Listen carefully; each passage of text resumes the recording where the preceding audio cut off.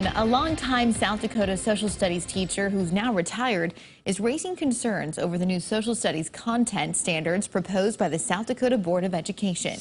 Becky Kelly, who taught for 38 years, says the proposal places too much emphasis on memorizing names and dates and not enough on analyzing important events in history. She shared her thoughts on the standards and what they'll mean in the classroom with KELOLAND's Perry Groten. Becky Kelly says the draft proposal's aims for teaching social studies and civics are long on facts but short on substance and don't offer enough time for students to learn it.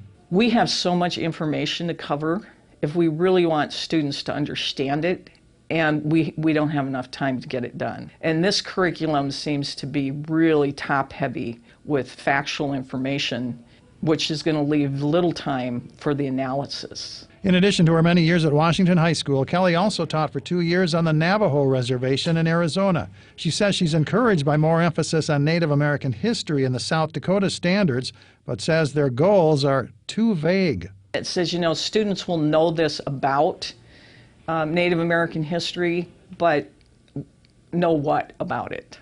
Will they know who Sitting Bull is? Kelly says social studies teachers are often caught in the crosshairs of hyper-partisanship from both sides of the political divide.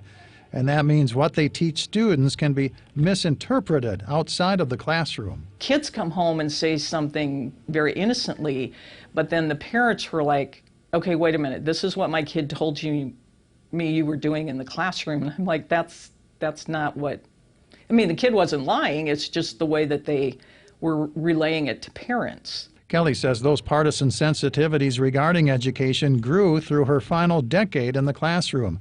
Now she hopes teachers currently in the profession can offer social studies instructions without fear of political backlash.